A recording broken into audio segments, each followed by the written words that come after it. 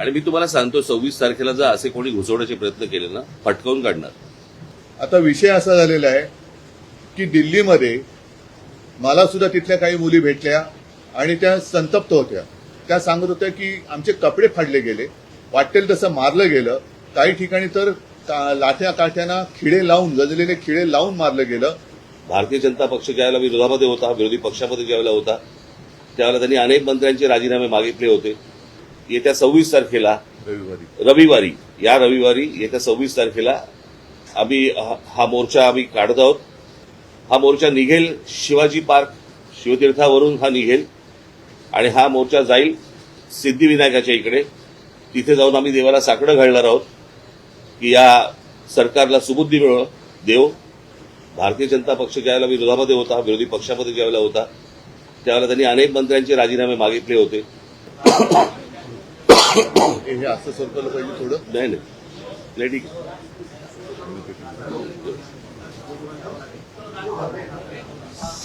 अरे खूप सेन्सिटिव्ह असतं तुमचे, मला माहिती आहे ते.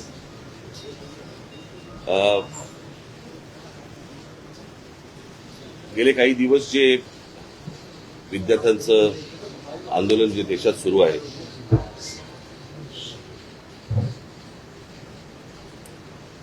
आणि ते कशा प्रकारे चिरडण्याचे पण प्रयत्न सुरू आहेत हे देखील आपल्याला समजतंय. खरं तर ते संपूर्ण आंदोलन हे शांततामय पद्धतीने सुरू झालेलं आंदोलन होतं आणि ज्या प्रकारे आज केंद्रातनं ज्या प्रकारचा दबाव त्या मुलांवरती आणला जातोय, मुलींवरती आणला जातोय, त्यांना ज्या प्रकारे मारलं जातंय आणि त्याचे सगळे परिणाम हे संपूर्ण देशभर उमटत आहेत. तसेच ते महाराष्ट्रात देखील उमटत आहेत, तसेच ते मुंबईमध्ये देखील उमटत आहेत. तुम्ही सगळेजण बघताच आहात. खरं तर ही साधी गोष्ट होती. या सगळ्या प्रकरणामध्ये आजपर्यंत भारतीय जनता पक्ष ज्यावेळेला विरोधामध्ये होता, विरोधी पक्षामध्ये ज्यावेळेला होता, त्यावेळेला त्यांनी अनेक मंत्र्यांचे राजीनामे मागितले होते.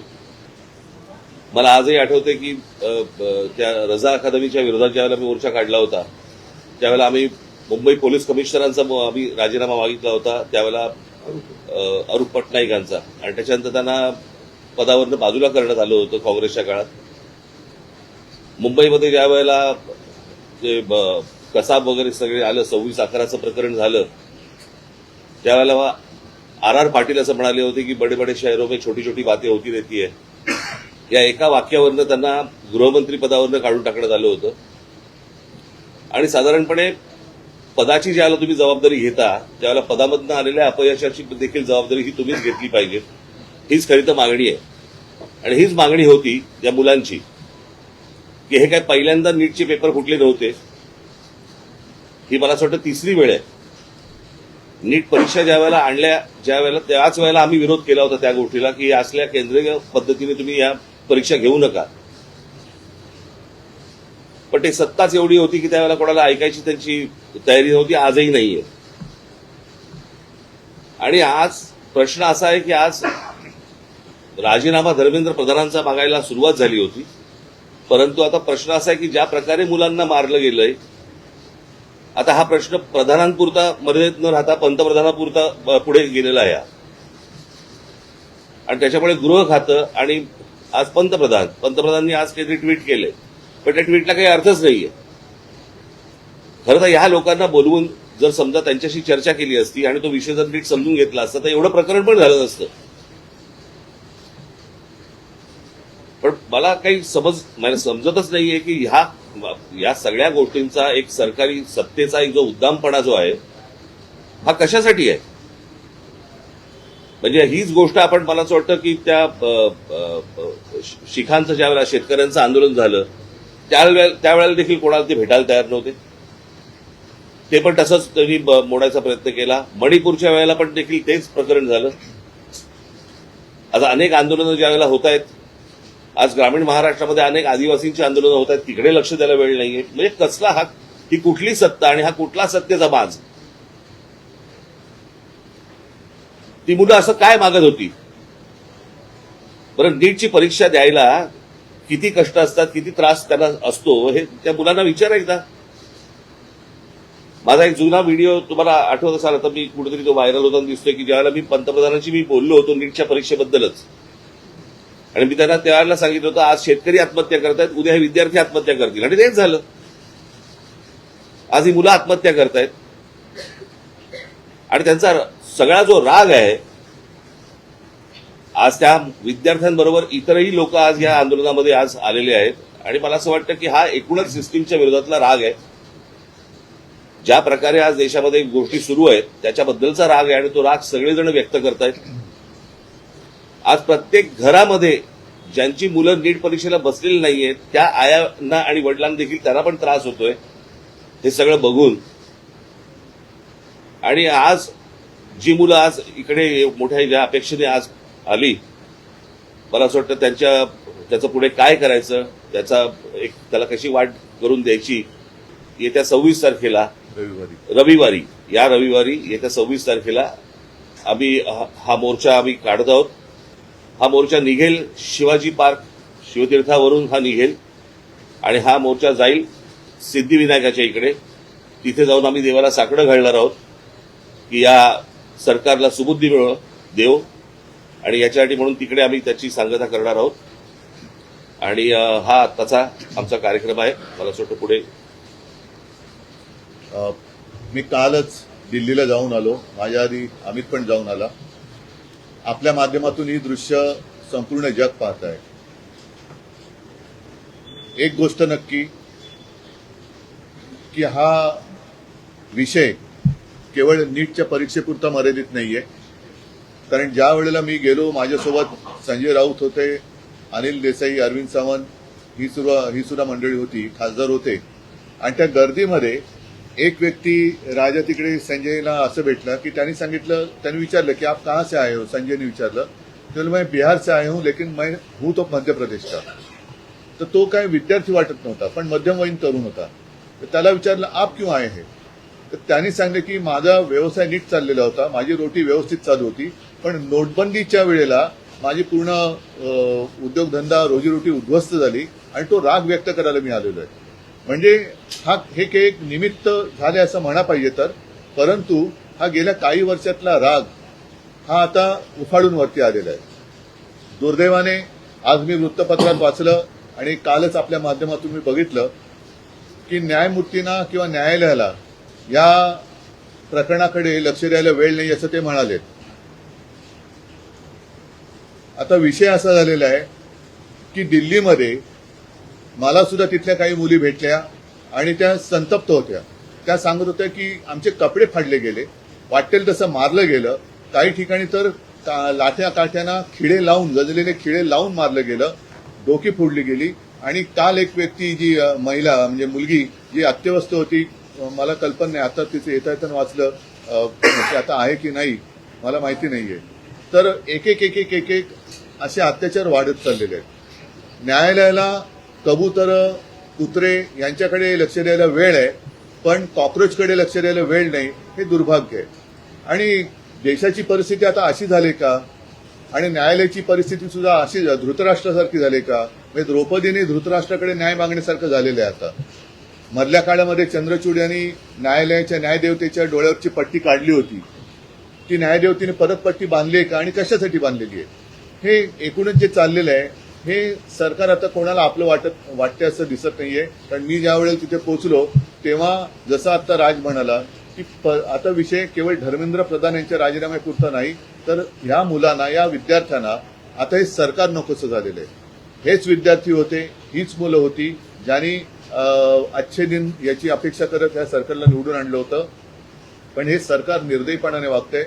पंतप्रधानांनी आज एक ते काय ट्विट केले, कारण म्हणजे त्यांनी जाऊन बोलायला काय हरकत नव्हती.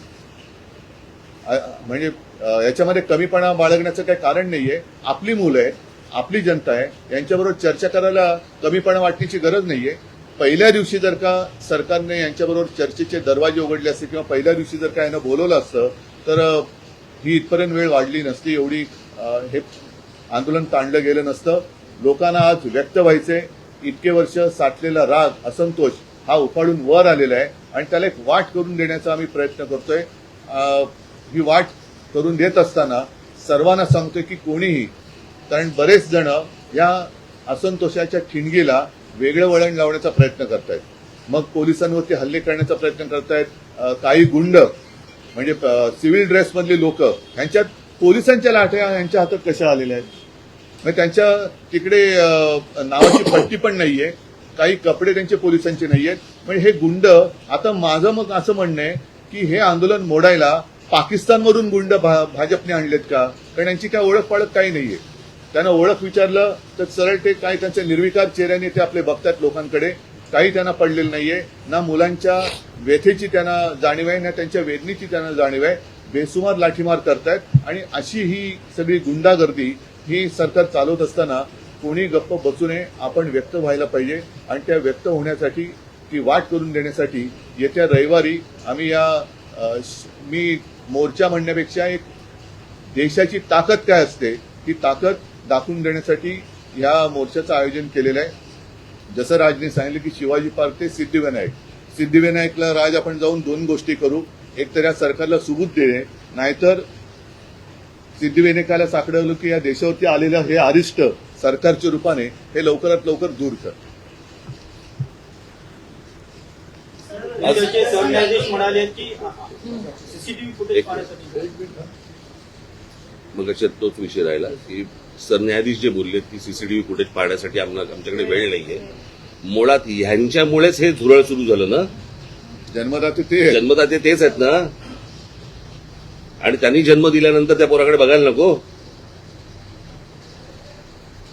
मी महाराष्ट्रामधले पोलीस या सर्व आंदोलनकर्त्यांना चांगलं सहकार्य करतायत. काही त्रास देत नाहीये, काही गोष्टी झाल्यात. माझ्याकडे आता एक व्हिडिओ आलाय, मला असं वाटतं की मी तो आता मुंबई पोलीस कमिशनरना देखील पाठवलेला आहे. एका टॅक्सीतनं मुलं चालली होती आणि ती मुलं चालली असताना टॅक्सीतनं नाही, पोलिसांच्या गाडीतून आणि तो पोलीस त्यांना सांगतोय त्या मुलांना की परत या एरियात जर दिसलात तर खिशामध्ये तुमच्या काय 5 ग्रॅमची पावडर टाकीन, 50 ग्रॅमची पावडर टाकीन, बरं का. म्हणजे पोलिसांकडे आता पावडर पण मिळायला लागली. पोलीस एजंट आहेत का पावडरवाले? हा पोलीस कोण ड्रग सप्लायर आहे का?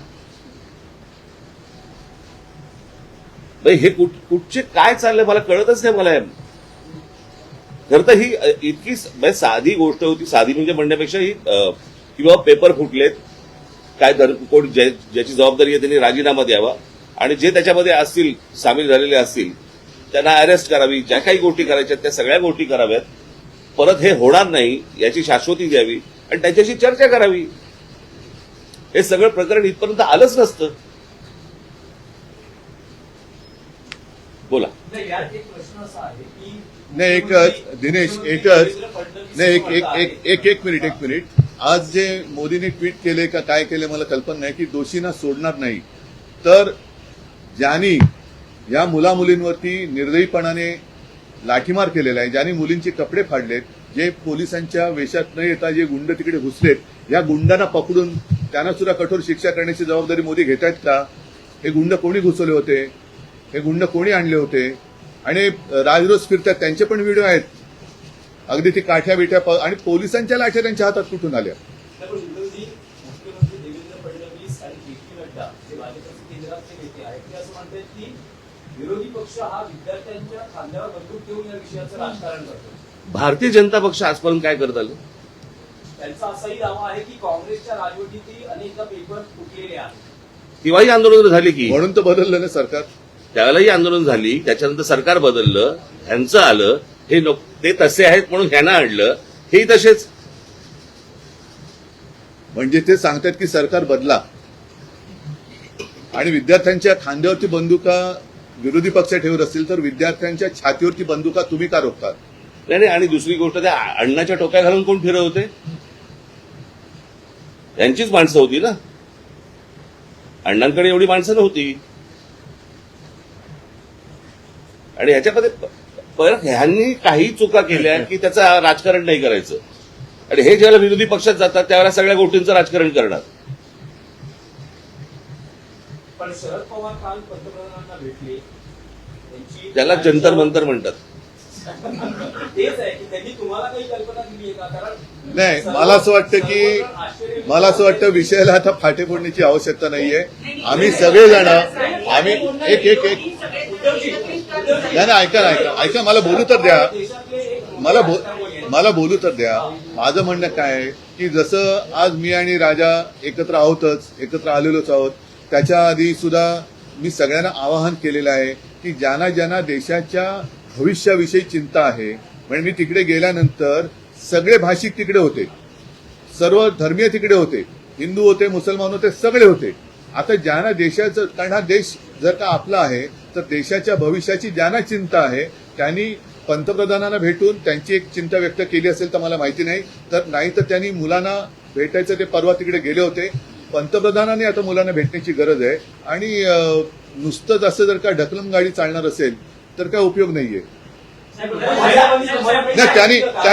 नाही आता आपण जे म्हणालात, आम्ही रविवारी मोर्चा जाहीर केलेला आहे, तर रविवारी जर का पवार साहेब येत असतील, अगदी नरेंद्र मोदी येत असतील, देवेंद्र फडणवीस येत असतील, येऊ द्यात. म्हणजे विरोधी कशाला?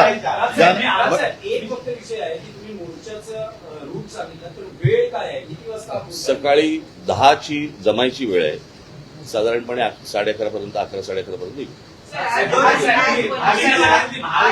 जाहीर झालेला आहे. जंतर मंतरवर पोलीस आपल्याला पाहायला मिळतात आणि मुंबईत देखील अनेक विद्यार्थ्यांना पोलिसांनी गाडीतून नेऊन पोलीस स्टेशन लावलेलं. आपण स्वतः काल विद्यार्थी आंदोलन जाहीर झाल्यानंतर आपल्या अनेक कार्यकर्त्यांना, नेत्यांना नोटीस जाऊ शकतात, विद्यार्थ्यांची धरपकड सवय आम्हाला, यासाठी सवय आम्हाला आमच्या नाही, इकडे आता कळेल आता. म्हणून मी म्हटलं ना की विद्यार्थ्यांच्या बाजूने कोण आहे आणि विरोधात कोण आहे. आणि प्रश्न असा आहे ना की प्रश्न सोडवायचा आहे का चिघळवायचा आहे, हे मला असं वाटतं सरकारने बघावं. महाराष्ट्र आणि देशबंधूची हाक दिली आहे. 26 तारखेला तुम्ही आता मोर्चा काढणार आहात. प्रत्येक राजकीय पक्ष वेगवेगळ्या गोष्टी करण्यापेक्षा पहिली गोष्ट म्हणजे आता हे ते जाहीर करणारे आम्हाला माहित नव्हतं, त्यांनी स्वतंत्रपणे जाहीर केलं ही गोष्ट, बरोबर आहे. आम्ही देखील जे काही, ज्याला मोर्चा म्हणा किंवा काही म्हणा, या सगळ्या गोष्टी करताना तिथे आमचे राजकीय पक्षाचे झेंडे नसणार, कळलं का? तिथे जर कुठचे झेंडे असतील तर ते फक्त तिरंगे असतील, देशाचा झेंडा असेल, बाकी कुठचेही राजकीय पक्षाचे झेंडे त्या सगळ्या अख्यामध्ये कुठेही नसणार. आणि एक मिनिट, आणि आता उद्धव सांगतात त्याप्रमाणे काँग्रेसशी देखील बोलणं चालू आहे, ते देखील सहभागी. काल माझं बोलणं झालं, राहुलजींशी पण झालं, मग सपकाळांचा फोन आला होता आणि त्यांनी पण सांगितलं की आपण एकत्रितपणे या गोष्टी करू. आता हे आम्ही परवाच्या मोर्चाची घोषणा तर केलेली आहे, आता त्यांना सुद्धा आम्ही सांगतोय सगळ्यांनीच, अगदी पवार साहेबांना असेल आणि भारतीय जनता पक्षातल्यांना सुद्धा, जे विद्यार्थ्यांचे खरे पालक आहेत, ज्यांना विद्यार्थ्यांबद्दल, तरुणांबद्दल चिंता आहे, आणि असे अनेक भाजपची लोक आहेत की त्यांना आता असं वाटतं की आपण भाजपचे समर्थक राहून गुन्हा केला, ते सगळेजण या मोर्चात सहभागी होऊ शकतात. आणि मला असं वाटतं एकच मिनिटं, आणि मला असं वाटतं विद्यार्थ्यांबरोबर आवाहन करीन की पालकांनी देखील याच्यामध्ये सामील व्हावं. फोन केलं, फोनवर बोलू. नाही, एक तर काय झालं, मी तिकडे रात्री पोहोचलो त्यावेळेला त्यांचं आंदोलन नुकतंच संपलं होतं आणि त्यांना मला वाटतं ते कुठलं छत्रसाल स्टेडियम तिकडे नेलं होतं.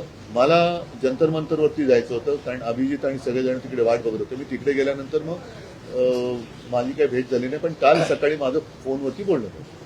भविष्यामध्ये आपण जंतर मंतरवर विद्यार्थ्यांशी थेट संवाद जाण्यासाठी जाणार आहोत. अरे मी आत्ताच गेलो असतो, माझी तब्येत बरी नव्हती म्हणून. नाही, दुसरा मुद्दा काय माहितीये ना, जंतर मंतरवरती एक केंद्रबिंदू झालेला आहे, पण ही आता पूर्ण देशाची भावना आहे. म्हणून मी जे म्हटलं ना की एक राष्ट्र एक भावना, जो जिथे जिथे आहे तिथे त्यांनी या गोष्टीचा विरोध व्यक्त केला पाहिजे. सगळेजण काही जंतर मंतरवरती पोहोचू शकतात, जाऊ शकतात, आणि जाण्याची गरज आहे असं मला वाटत नाही. आज ग्रामीण भागात सुद्धा आंदोलनं होत आहेत, राज्यातल्या आणि देशातल्या अनेक शहरांमध्ये ही आंदोलनं होत आहेत. विद्यार्थी झुंडीच्या झुंडीने बाहेर पडत आहेत. आणि कालच एक मी व्हिज्युअल बघितलं की एक तरुणी त्या पोलिसांच्या गाडीसमोर एकटी उभी राहिली होती, इथे बाजूला. ही तरुणांची ताकद आहे. या ताकदीला झुरळ समजलं जातं, त्या झुरळांच्या ताकदीला आता हे घाबरलेले आहेत.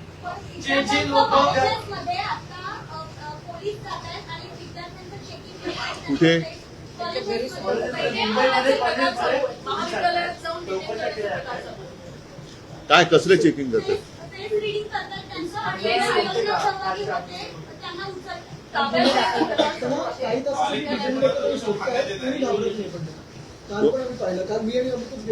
आता देश भीतीच्या पलीकडे गेलेला आहे आणि काल सुद्धा मी तिथे ज्यांना भेटलो ना, एक तो तुमच्याच माध्यमातून बघितलं, तो एक मुलगा उभा आहे ना, मारो मारो मारो, तो नागपूरचा मुलगा आहे. तो भेटला मला, तो बोलले काय करतील मारून मारून, काय करतील, आणि असं जगून तरी काय फायदा. म्हणजे हे लोक आता त्या भीतीच्या पलीकडे गेलेत. त्याच्यामुळे चेकिंग, तुम्ही त्यांची मनं नाही ओळखली, शरीर किंवा कपडे चेक करून काय करणार, त्यांच्या मनात काय चालली ते ओळखा ना. ठीक आहे.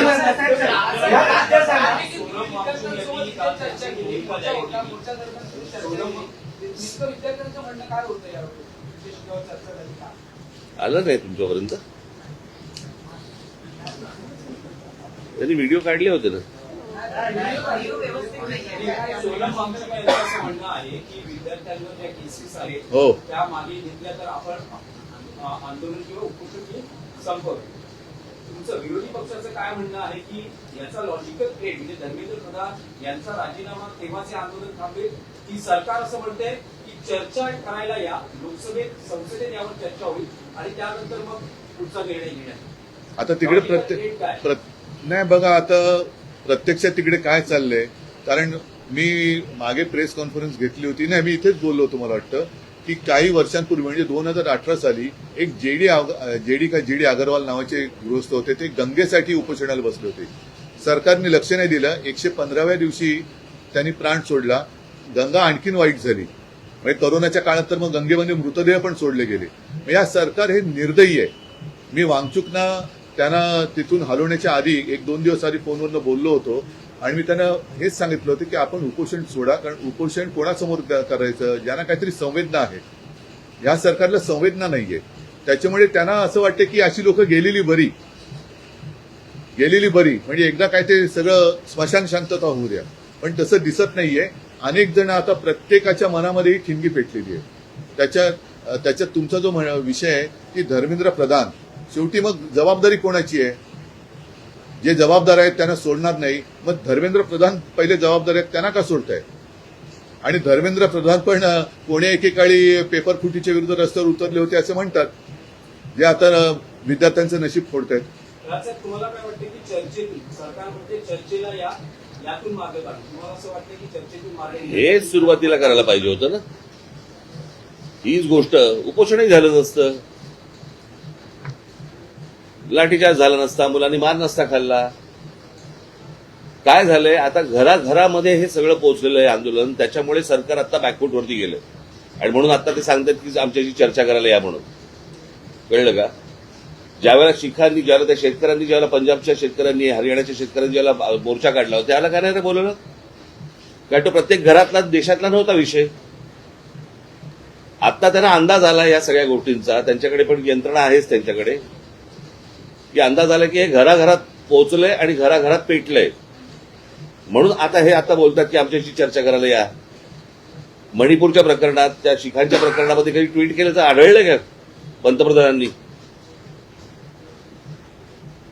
त्यांच्या लक्षात आलंय की हे आपल्या अंगलट आलेलं आहे आणि म्हणून ही आता सारवासारव सुरू आहे. आणि एक मिनिट, तुम्ही जे आता सांगितलं की आता घरोघरी जाऊन चेकिंग, कॉलेजमध्ये जाऊन चेकिंग, तर मी सरकारला आणि पोलिसांना एक नम्र विनंती करेन की तुम्ही आणखीन आग भडकवू नका. ही मुलं शांत आहेत, त्यांच्याशी नीट चर्चा करा. ही शांतता भंग करण्याचं काम पोलिसांनी आणि सरकारने करू नये. मुख्यमंत्र्यांना आजही शंका आहे, ते म्हणतात की अँटी सोशल एलिमेंट, असामाजिक आम्हाला पण शंका आहे की आता सरकारमध्ये असे कोण परकीय शक्ती सामील झाल्यात का या मुलांना, देशाच्या विद्यार्थ्यांना चिरडण्यासाठी. आणि मी तुम्हाला सांगतो, 26 तारखेला जर असे कोणी घुसवण्याचे प्रयत्न केले ना, फटकावून काढणार. कळलं का? शांततेने मोर्चा असेल, शांततेने या सगळ्या गोष्टी होतील, याच्यामध्ये कुठचीही हुल्लडबाजी नसेल, काहीच गोष्टी नसतील. पण उद्या जर समजा दिल्लीसारखं इथे काही करायचा प्रयत्न केला, इथे काही करायचा प्रयत्न केला, आमची लोक सोडणार नाहीत. सर, हे सगळे उद्याचे मतदार आहेत, हे सगळे या सगळा आक्रोश जो आहे मला वाटतं तर कारण आधी आपण ते हा विषय मतपेटीचा नाहीये.